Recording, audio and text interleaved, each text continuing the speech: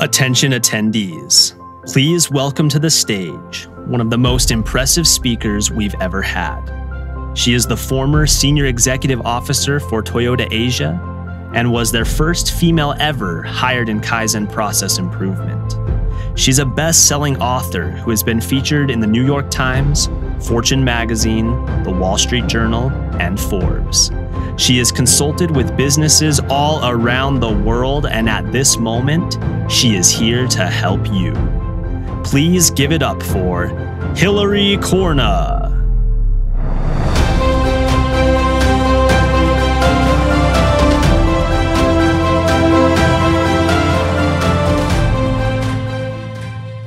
Man, you're making me nervous. Good morning, everyone. Welcome to Austin. This is my hometown. Adopted, I like to say. So we're happy to have you here, and we hope you enjoy yourselves.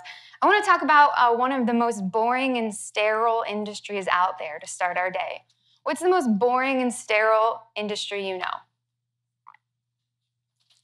This isn't a trick question.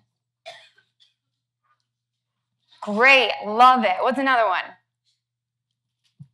Boring industry, give it to me. Insurance. Did I hear bookstores? Bookstores. How about hotels, like the one we're in today? Hotels couldn't be more sterile, figuratively and literally, right? As a speaker, I travel in a lot of hotels. At Toyota, I traveled in a lot of hotels all around the world, throughout Asia, specifically in the South Pacific. And I've seen it all, I thought. But it's not often that you go into a hotel and you think, wow, that was an amazing experience. They pretty much all do the same thing, and they compete with the best beds, etc.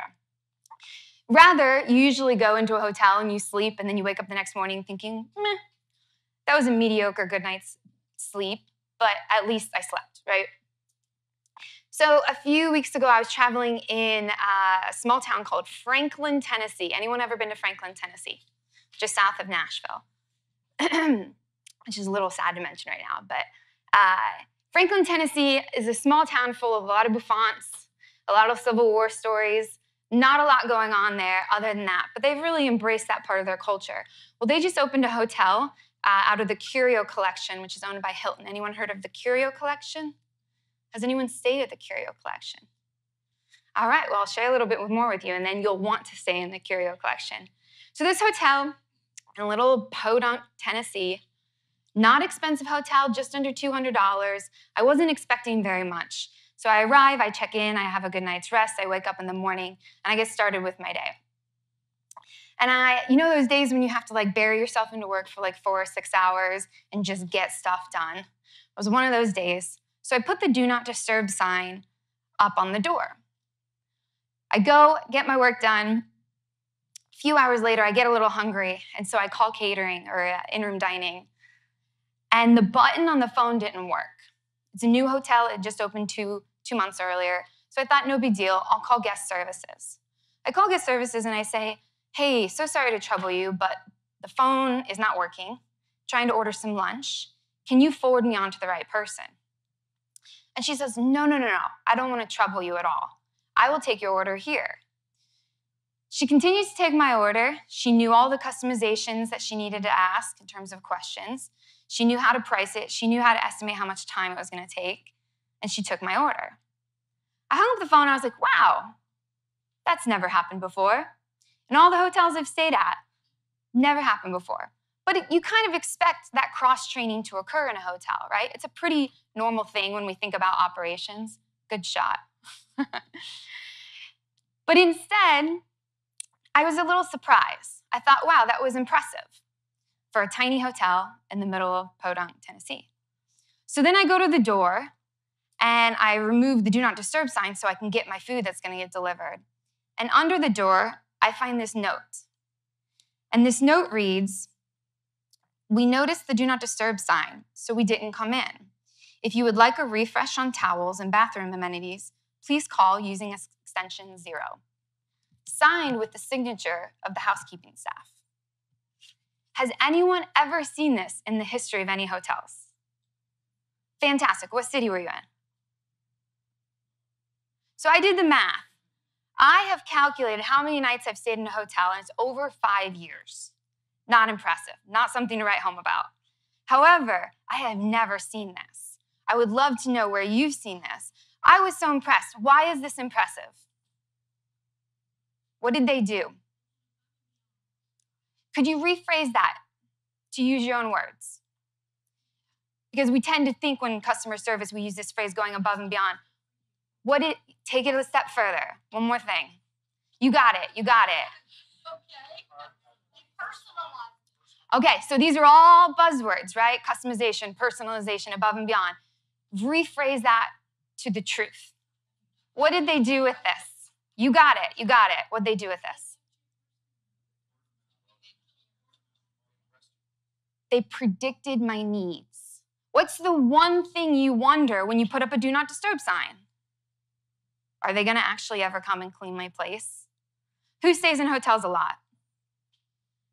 Use do not disturb sign, you wonder, are they ever gonna come? And usually like 4 or 5 o'clock comes around and you have to make the phone call and say, hey, so can you come clean my place now? I could use some towels.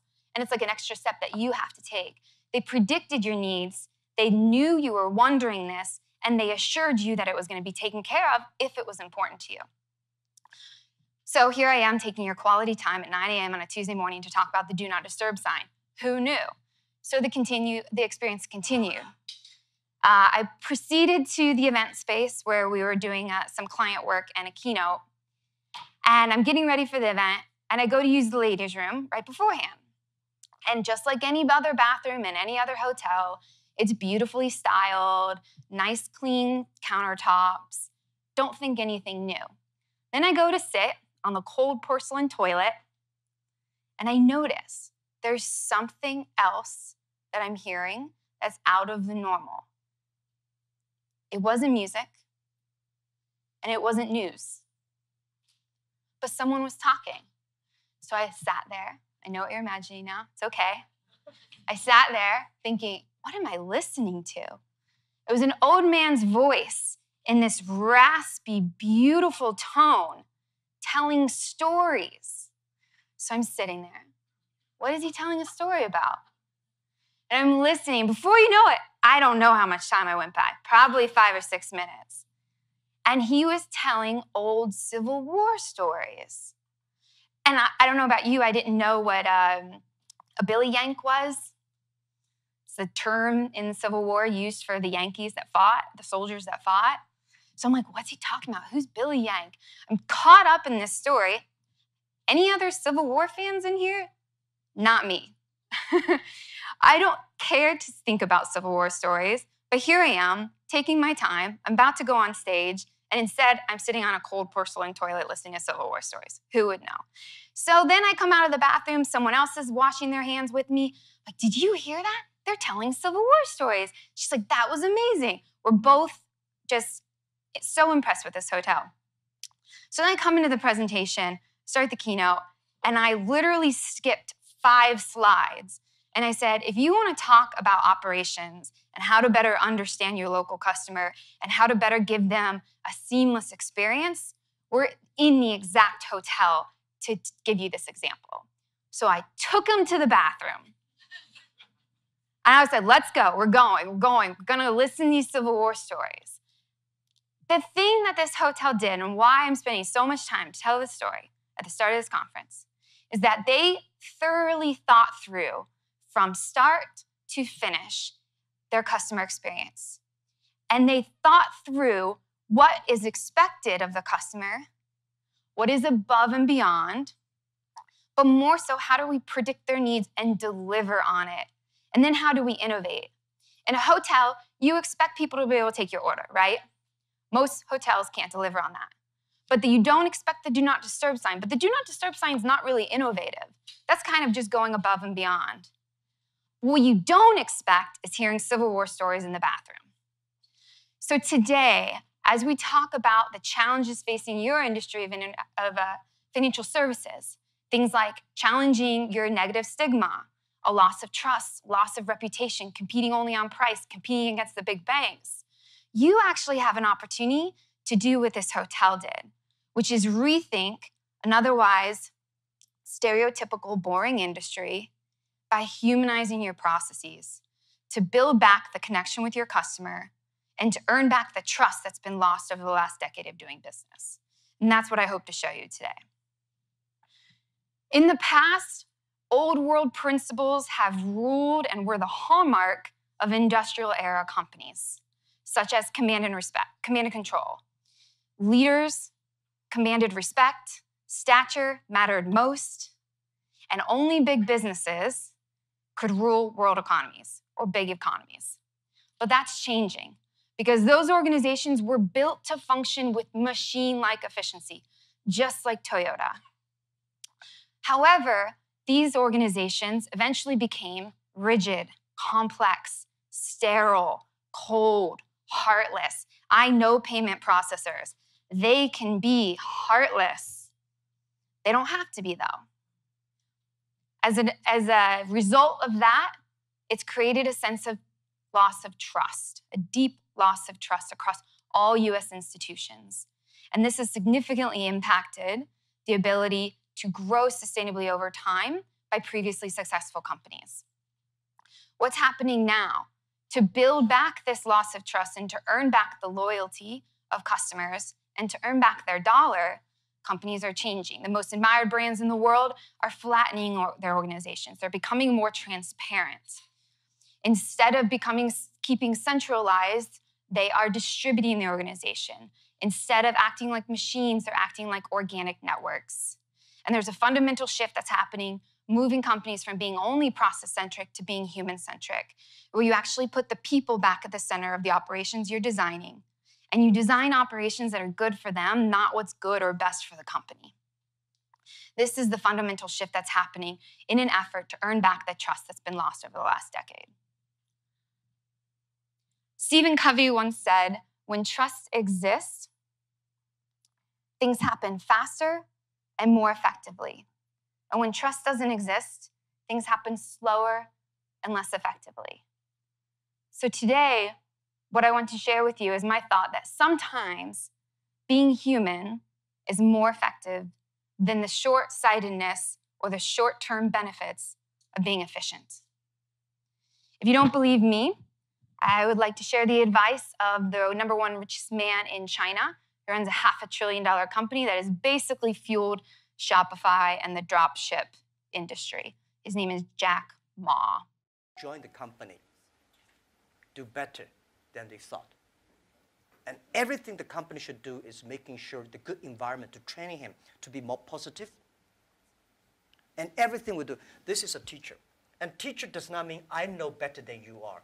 Everything I know better than you are because I learn from others. So a teacher should learn all the time.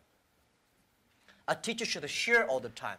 A teacher should always expect the other people better than you are. And by the way, education, it's a big challenge now. If we do not change the way we teach, 30 years later we'll be in trouble. Because the way we teach, the thing we teach our kids are the things the past 200 years is knowledge-based. And we cannot teach our kids to compete with machine who is smarter. We have to teach something unique. That is, machine can never catch up with us. In this way, 30 years later, our kids have the chance. I hope I answered your question. It's a very difficult one to answer, but what are those skills that you think we need to teach? If we're moving away from knowledge, what are the key things? Value, believing, independent thinking, teamwork, care for others. These are the soft part. The knowledge may not teach you that. Folks, that's why I think we should teach our kids on sports, the music, the painting, art. So making sure humans should be different from, everything we teach should be different from machine. If the machine can do better, you have to think about it. We're going to take a quick pulse to see where your company currently stands. How human of a company are you in today's state? There's 12 questions on the screen. They're all yes or no questions. You're not going to turn this in. You can keep this to yourself on a piece of paper or in your phone, whatever you're comfortable with. Just write down the answers to these questions, a yes or no, and then total up how many yeses and how many nos you'll have. You'll have 60 seconds. Go ahead and do that individually. All right. So if you haven't already noticed, the goal here is to get as many no's as possible. The more yeses you have, it means the less human you are. So let's see, how many people want to share the best of the best? Did anyone get 100% non-human or full human? So all no's. In the back? Fantastic. Give them a round of applause. That's great. Did anyone get all yeses? Just kidding, you don't have to share. Was there a yes? Did someone raise their hand? All right, just joking maybe. So as we proceed today, I'm going to outline how to make that transition wherever you were in the 0 to 12 column, to make that transition to increase your no's so that you're more human of a company. Now, when we think about that Jack Ma video, there's one sentence that he said that really stood out, which is, how are we going to teach our kids how to compete? Knowledge base or what makes them unique? The same question can be asked about your companies, your employees, your customers, and your communities. How are you getting your company to compete? Is it knowledge base or what makes you unique? As an example, are you teaching your people how to calculate gross margin, or you're teaching your people how to strategically reduce expenses to increase gross margin? Very different conversations. Just like organizations can no longer compete by being machine-like, if you compete only by the technology and the technology that you're teaching your people, you'll soon become replaceable. So today I want to help you make that shift. I believe that we're experiencing the next great evolutionary leap in business to the human era, where humans are in the search for trust and connection, both within each other, but also from organizations as well. The value equation is totally changing. Companies are expected to be more cooperative, to be more intimate, to be more inclusive. And the question becomes, are you going to commoditize yourself by only creating experiences that everyone else is doing or that competitors are doing, or only competing based on tech? Because that will eventually run you into the ground. Someone else will beat you. The way you become not replaceable and the way you grow sustainably over time without making yourself crazy or getting yourself sick is by doing what makes you human, by doing the things that are unique to you. As Maya Angelou said, people will forget what you said to them and what you did, but they'll remember how you made them feel. So how do we do that? There are 6 traits of a human era company outlined by a company out of Boston called Lippincott. We'll give us some examples of those and walk through them one by one. First off, they talk and act like real people. You've seen this more and more in advertising and marketing, but also in operations when you receive emails. No longer do companies have to have one-way corporate jargon. People don't resonate with that. People don't want it anymore. An example, Wendy's. Who follows Wendy's on their social platforms? Yeah, do you follow all these riffs that are going on? So this is an example. Burger King is one of them that tends to cause a rift between the two organizations. Burger King released a sandwich a couple weeks ago. They're saying they're testing this, where it has no meat, it's only fries. And Wendy's responded, when literally anything would be better on a bun than their beef. What does this make you feel towards Wendy's?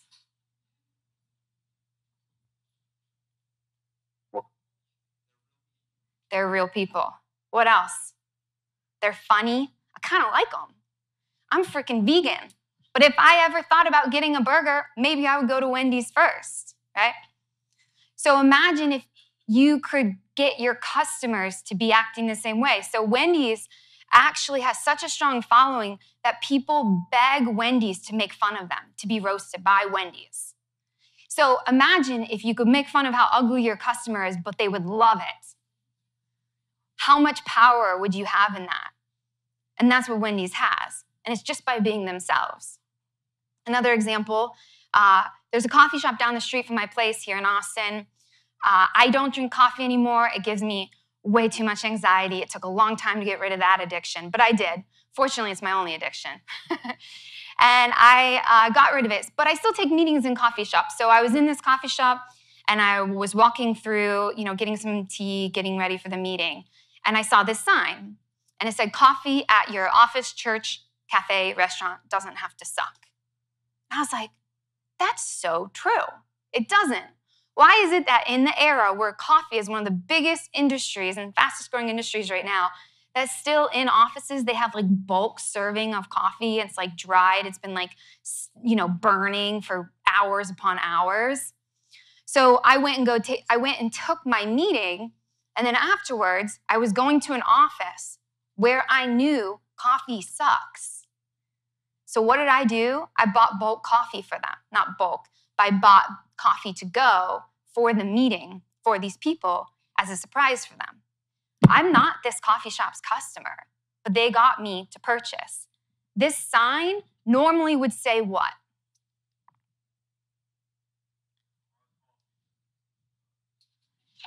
What would this sign say in any other advertisement? What are they advertising? Catering, right? Order coffee for your office, or any other boring way of saying that. But this was like, haha, I like it. It's just another example of how real talk and being human and talking the way we actually converse to each other rather than corporate jargon can build that connection with that company and make you actually like them and buy from them. Because sometimes being human is more effective than being efficient. Second trait, they have deep customer empathy. And I'm not talking about just lip service, we are customer-centric. One of the companies in your industry that is infamous for this, I know very well, is Heartland Payments. Heartland Payments says we are better together. But Heartland Payments is known for sending reps to their other dealers' clients to steal up business. That is not we are better together. So they have deep customer empathy, but not from lip service perspective. Why do they have deep customer empathy? Because it creates new opportunities to better serve the customer when they're deeply immersed in their perspective. So an example of this, Jeff Bezos says, an empty chair is often kept in meetings where the customer is symbolically seated. It's not efficient, but it is effective to make that chair and think through what they might be thinking. Another example of this just happened last week. As you know, I worked for Toyota. My office in Toyota was out of Singapore. It was the Asia Pacific office. We managed 14 different Asian countries. One of my very important projects was out of the Philippines, which is one of the most important markets for Toyota in the Asia-Pac region. What happens in these distributor offices is that about every 3 to 5 years, they get a new Japanese president. So they are an expatriate, and it takes some time to build the relationship. Last week, the new TMP, Toyota Motor Philippines president, posted this on his Facebook page. Now, obviously, I still love Toyota, but I read this story and I fell more in love with Toyota. You can read through it in detail, but essentially what this guy did was on one of his first days in his position as president, he spent the whole day traveling through Manila to understand the different modes of transportation that local Filipinos have to use. And the last statement is what makes me the happiest. He says, I would like Toyota to take part in this big challenge to upgrade the quality of life for many Filipinos. What did he do that's different there?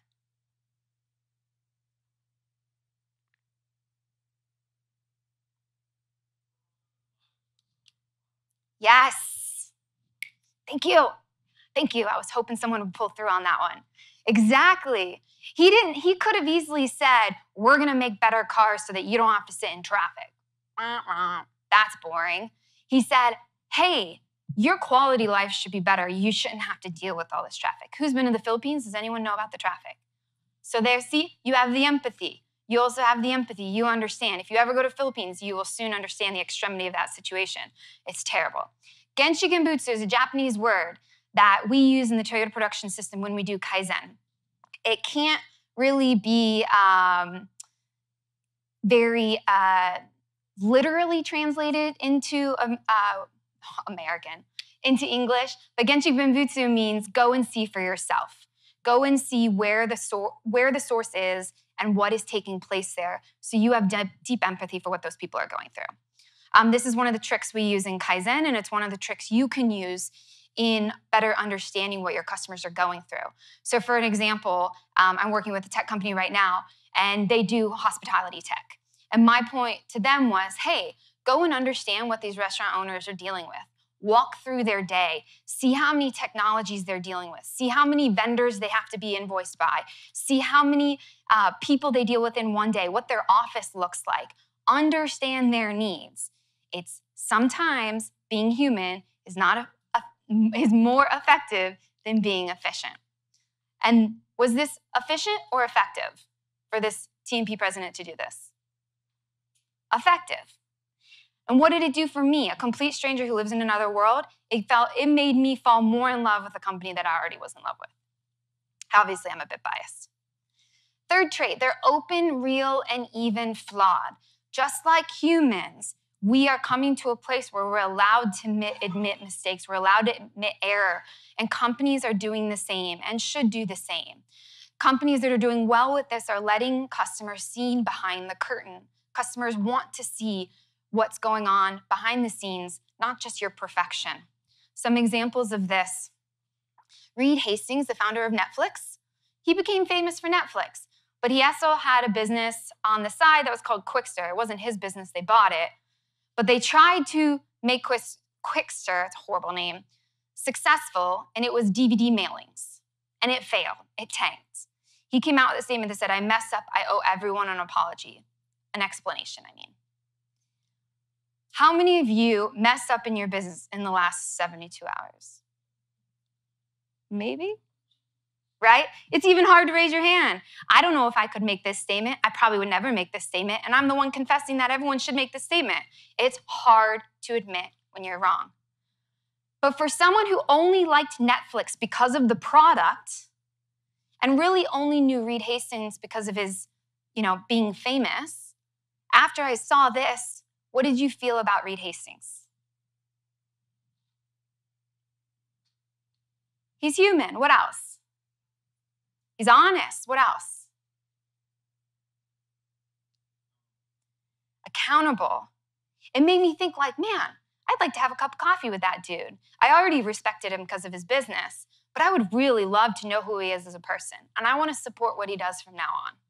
Same thing with this lady. This just came out last week. Audrey Gelman. Does anyone know who she is? She was on the cover of Entrepreneur magazine, pregnant for the first time in the history of the magazine last quarter, Q4 of last year. And she was being interviewed because of her success with the company called The Wing, which is a co-working space out of New York City. Now, I've heard of The Wing. I've heard of Audrey Gelman through my networks, but I don't really know anything about her. Great, another story of great success. Well, she released this op-ed saying where I got it all wrong, or where I got it wrong. Probably shouldn't misquote her. Where I got it wrong. And she confronts, as it says, the rapid realities of growth. I think we live in this era, with all due respect, 10x, 100x, 1000x, scale fast. Well, what about just serve your customer? And instead of putting the outcome ahead of serving your customer, put serving your customer ahead, and as a result, get your outcome. So in this op-ed, she walks through all of the ways she went wrong in growing The Wing. And growing The Wing is going through a lot of troubles right now. And it probably will fail unless she gets another round of funding, which is what most of them do. But we're seeing this story happen a lot, which is the realities of growing too fast and not really serving your people. And in the article, she quotes that she prioritized growing the sales rather than growing the culture. What did that make me feel about Audrey? Reading this, I thought, wow, that was honorable of her. That must have been hard. That was courageous. I have mad respect for her in a way that before I just knew her as having success. So being honest, being truthful about your mistakes, being open and real, not just mistakes, but real, is a way to also build a connection with your customer and foster the trust that's been lost in the financial services industry. They aren't boring. Companies that are leading the human era are not boring. They're allowed to have character and personality just like humans have. In-N-Out Burger. Anyone had In-N-Out Burger before? In-N-Out Burger started the same year as McDonald's. Who's bigger? McDonald's. McDonald's is bigger. They played the standardization game and they won. But do you go to McDonald's for a unique experience? No, actually it's the opposite. You go to McDonald's for the same experience, the same way every time. And there is value in that. In-N-Out Burger played a different game. They have what's called a not-so-secret menu. Has anyone ever ordered from the not-so-secret menu before? What'd you order? Nice, animal style, love it. Did you know the not-so-secret menu was designed by customers? Over time, In-N-Out Burger was getting more and more customizations, and they saw this pattern in what they were getting requested of. So instead of making a whole new menu or expanding the menu like many restaurants do, they actually kept the menu the same, but then had this not-so-secret menu behind the scenes. The only way you could get the menu or access to it or order it was you had to know about it. What does that appeal to in humans? Yes, what else? Bringing a friend? It's great. What else? Being in the know, being a little cool. I mean, who knew eating hamburgers could be cool, right? But you're like, you don't know about the not-so-secret menu, animal style, right? So what they did that's brilliant is they standardized this without standardizing it. They standardized it and spread through word of mouth, but they never put it on the menu. They kept it secret on purpose. Another example of this, of a not boring company, is MailChimp. Who uses MailChimp? What happens right before you send a newsletter? What pops up? What image pops up right before you send a newsletter? So MailChimp's icon is a monkey. Not boring, kind of dumb, doesn't matter. It's a monkey. They chose it, they stuck with it, and the consistency is working. So right before you send a newsletter, as you're sweating, getting a little balmy and nervous, there's an image of a monkey with his finger pressing a big red button and sweat coming down his face. I kind of get excited. I'm like, man, he understands me. Press send. What happens after that? A window pops up with a monkey giving you a high five and says high five. Like, yeah, you know what? High five. Yeah, that's awesome. Okay, how boring is sending newsletters? It's not fun, right? So they took a seemingly boring process and they humanized it. They deeply had empathy for the customer and knew what they were feeling, sweat and then excitement. And then they replicated that to show that they could feel what you were feeling. All of these tactics, all of these developments come from the inside out, because sometimes being human is more effective than being efficient. Let's keep the game going. They empower individuals to be the brand. They don't want people to hide in their role. They celebrate their people. They're people-centric instead of policy-centric. Operations is usually housed under the world of what word? Compliance. That's a horrible word. You should probably rule it out of your dictionary. Some examples of this: Trader Joe's. As an ode to Joe, who passed away just yesterday, I included this photo of the Austin version of Trader Joe's. Trader Joe's competes with who? Whole Foods, right? But they're not playing the same game. Trader Joe's allows every location to design their own welcome sign. They don't let them change the Trader Joe's sign. That's standard, because there's a time and a place for standardization. But the welcome sign is designed by the locals. If you don't know, Matthew McConaughey lives here. Never met him. Wish I had. He lives here, and Dazed and Confused was filmed here. So the quote, all right, comes from Matthew McConaughey in his younger self. Another fun story about brands letting individuals be the brand. Anyone eat at Whataburger? Happen to be another hamburger joint. Anyone know Whataburger? Oh, all right. Yeah, you know Whataburger. They're growing like crazy. Whataburger just released a merchandise line. Is Whataburger in the business of apparel? No. I don't know if they make a buck. They probably do if they're smart people. But I'm sure it's not the whole revenue stream of Whataburger. Whataburger sells floor mats that say, you better have brought Whataburger. And people are buying them like hotcakes. It's a burger business, another boring business, just like hotels, just like insurance and all the examples we started at the front. Another example, moo.com. Who uses Moo? So moo.com is an online platform to print and design print materials, brochures, business cards, etc. They're known for their designs. They're very clever. They're very forward-thinking and innovative. So recently, actually, I've been using moo.com to print my business card for years. And I use the same template every time. It has quotes on the back. Well, one day I was looking through my business cards, realized I was out. And I realized that all the business cards in the template that they proposed were quotes of males. There's like 12 quotes on the back of the business card, and they're all male leaders. Nothing wrong with that, but I thought, that's interesting. So I write moo.com and I say, hey, just a little piece of feedback. I've been using these cards for years now. I just noticed that they're all male. There are women in business. It might be something to consider quoting some women leaders in this template. At least 50%. I mean, God forbid 100%. That'd be great. But at least 50%. And they said, oh, and the second thing, it might be a great idea, instead of even adding women, creating a whole version where you let people quote themselves rather than quoting other people. But just an idea. To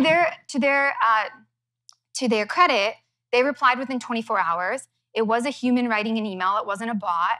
She thanked me for the idea. She credited me for the idea. And she said, hey, I will get this to the design team. I will let you know. Not to their credit, I never heard back from her. Now, what Moo could have done that would have been brilliant, there's 3 levels. 1, they could have at least just changed the template to include more female quotes. What could have been even better? They could have changed the template to let the customer make their own quotes. What could have been even better is then to share this story with their followers. What could have been even better than that? Ask for more ideas. Every year, guess how many ideas Toyota gets from their employees and their customers? Any random number, guess. 1 million. So when Alex was talking about incremental growth, that does not come from top leadership sitting in their corporate boardrooms, twiddling their thumbs, coming up with the best ideas for their customers. That comes from their people. Now, not all those are implemented, not all those are successful. But those ideas, the best ideas come from their people. So let your individuals, your customers, your communities, your followers live out your brand. Because sometimes being human is more effective than what? Being efficient. Last one, they care intensely about the little things. Often when we think about leadership, we think of big concepts like structural competitive advantage or innovation. But the best leaders know that the details matter as well. Here are a few examples. It is a good time to maybe pull out your phone and take a picture that you probably will never look at again, but it might be a good time for that.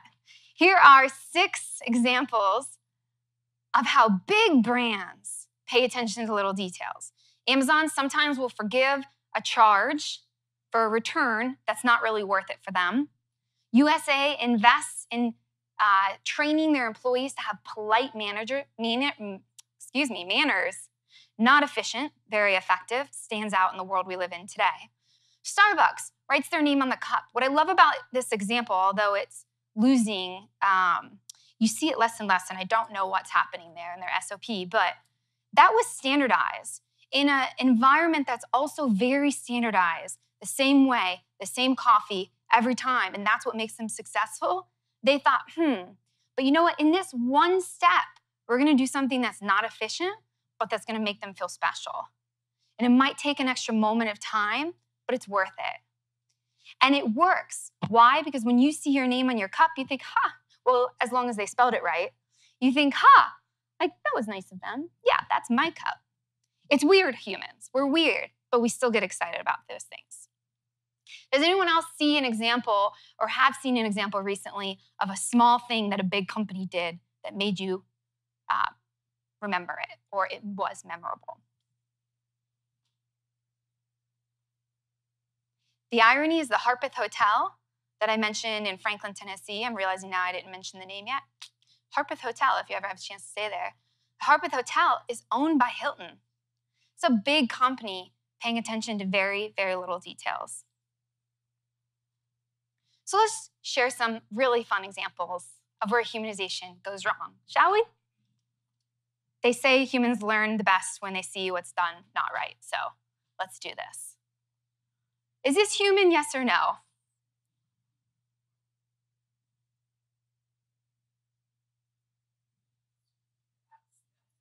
Is it? Who feels welcomed by this? Invited? You want to come back? I don't. This is a taco shop down the street. And as I was, you might see me in the reflection, as I was putting out my trash, I was like, excuse me, don't shame me like your mom probably shamed you. Some brand manager has a lot of angst in his childhood. Let's give another example. This was on my LinkedIn profile. A friend of mine posted this, so we're not alone in experiencing this. And this is an old process. This isn't revolutionary, where basically someone keeps calling him to get a hold of him as a trick to picking up his phone rather than just leaving a polite voicemail. Leaving a polite voicemail is more effective, but calling someone to close a deal 5 times in a row might be more efficient. But will you get the deal? I'm not sure. Another example. This is a friend of mine sent me this example. They were applying for a job. The last sentence says, failure to provide a salary will result in your application being discarded. Is this human? No. This is an example where a company is doing what's convenient for them instead of thinking through the experience of a candidate. Are you purposely trying to put up barriers to good candidates? Or are you being welcoming and inviting and showing them the type of company that you are? Another example is the worst of the worst, thanks to Salesforce. Dear XXXXXX, this was to me. If you look into the body, I purposely didn't cover up the name of the company that did this. I forwarded it to the person that I know at the company because they've actually hired me to speak before. And I said, I don't know who wrote this email. I don't know who instructed that you send this email, but you better fix it ASAP because this is the most dehumanizing thing I've ever experienced. What do you think of when you see X's? At least I think of X's on I's like death. This is a result of the world that we live in. Salesforce released predictable revenue, and ever since then, people have been copying sales scripts and automated emails. There's nothing wrong with automation. There's nothing wrong with technology, but there's time and place for it. And you got to take the technology and change it to match your operation. And this is an example where they didn't do that. Another example, even the big guys do it. LinkedIn has a feature where if someone gets a new role, you can say congrats on the new role. But let's say you got a new role and you get 100 congrats on the new role. It's the automated message that LinkedIn puts in there. And one person writes a message that he took 3 seconds to write that was actually custom to what he was meaning or saying. Do you look at the 100 messages that say the same thing, or do you look at the one that's actually intentional? The one that's intentional. Now, this is a good attempt on LinkedIn's part, but it kind of bombs, because then you look at those other people and you're like, you just pressed a button, right? Consumers are becoming more and more aware, more in tune with all the automation that occurs, and they can see past all the BS faster than ever before. Something to remember, as many of you are online companies, every digital experience is still a human experience.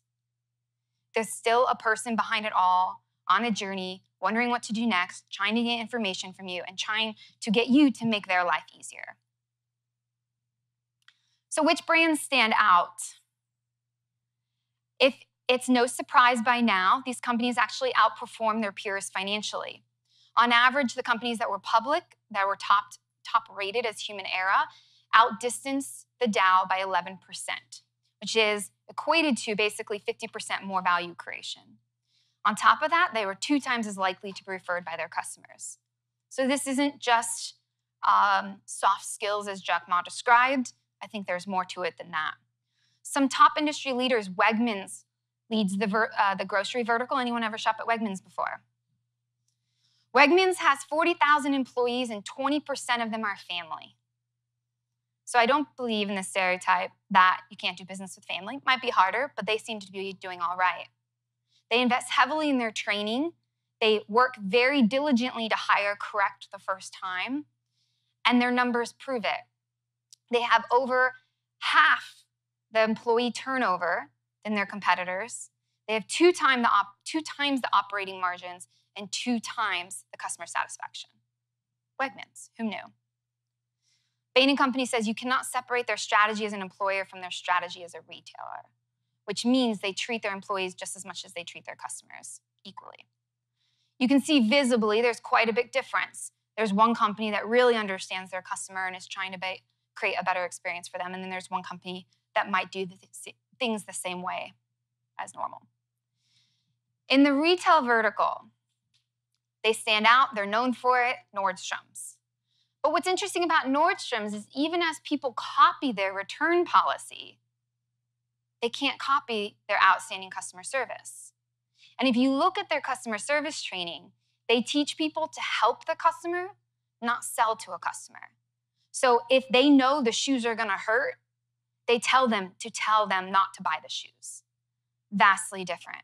And I think in the financial services space, there's a huge opportunity to do the same in terms of being honest and helping the customer. In their employee handbook, they say rule number 1, use best judgment in all situations. There will be no additional rules. Moving on, in the media space, Disney. Disney's pretty famous. You think it's pretty great. Well, let's talk about some details. Disney says himself, you can design and create and build the most wonderful place in the world, but it takes people to make the dream a reality. Did you know that Disney opens their door 5 minutes early every day as a surprise to their customers? Even though it's not a surprise, but most Disney people visiting Disney, it's their first time they've ever been. So they don't know that. And they also space out their trash cans to be 25 feet apart. In customer service training, they're taught to think, how can we make our customers' lives easier? Because what happens when you go to Disney? It's not easy. It's rough. It's hot. It's a long day. So as Disney said, it's not about the products.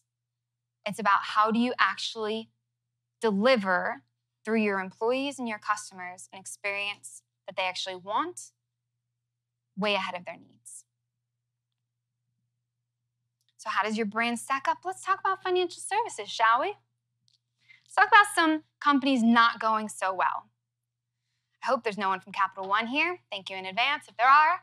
Capital One over the last couple of years has invested over $1 billion in this market play. Coffee shops in the bank. Is that revolutionary? No, it's not. If you need me to come out and say it so you don't feel bad, it's not revolutionary. They actually stated that it's reimagining the banking experience when really they just hired a very expensive consulting firm that found out millennials want coffee, and then they partnered with Peet's Coffee to implement. Over $1 billion invested in this. Who goes there? Anyone who wants good Wi-Fi. That's about it. Does this make the lives easier or better of their customers? No, it makes you more accessible to the banking reps. It's better for the company. It's not better for the customer. And eventually, in a year or two from now, I can tell you right now, it'll all get ripped out. Just down the street, Bank of America has one of the primest properties in all of downtown Austin. And this is what it looks like. It says, come in for a new way to bank. Does this look like a new way to bank to you? Actually, it looks worse than some of the best ways to bank right now. If you go closer, this is what you see. Is that warm, inviting, exciting, different? It's the opposite. Come on in, we're ready to video chat. Wait, I'm sorry, what? Who said I wanted a video chat? How about we're ready to serve you? We're ready to answer your questions. We're ready to anything else but video chat. And let's talk about stock photos, folks. Don't use them. The fact that Bank of America is using stock photos really seriously worries me. Last thing, room number 1, are we in a hospital? Here's the thing, friend, this has been open for 2 years. I walk by this every morning. How many people do you think I've seen in this space? 0. 2 years walking by every morning. I've never seen one human being in this location. I could guess they're paying minimum $10,000 a month for this. I mean, it has to be more. I have no idea. It's like at 3rd and Congress. Crazy. Just so happens the same week, I received an email from the same company saying, we're always looking out for you. First of all, never use capital letters in a subject line. Why? It's my name, makes it worse.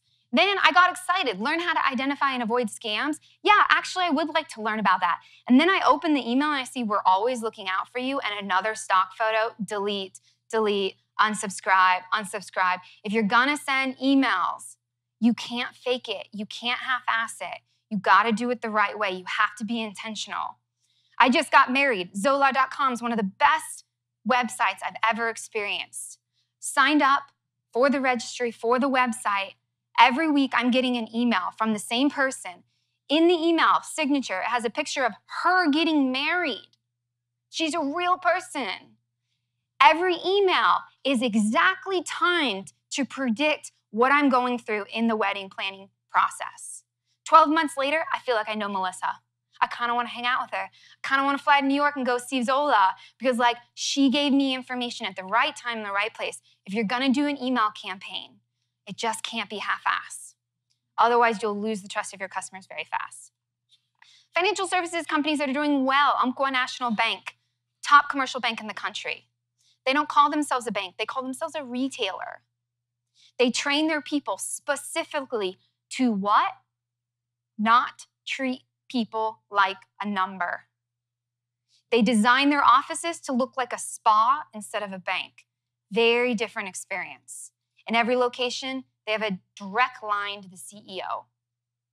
Now, I don't know if the CEO is always there to answer, but the line is there to call. Anything but boring is Umpqua. They surprise their employees with what they call as training missions. They make them exciting. They reward them at the end. It's very, very different from any other bank. USAA is also a very traditionally successful bank in financial services.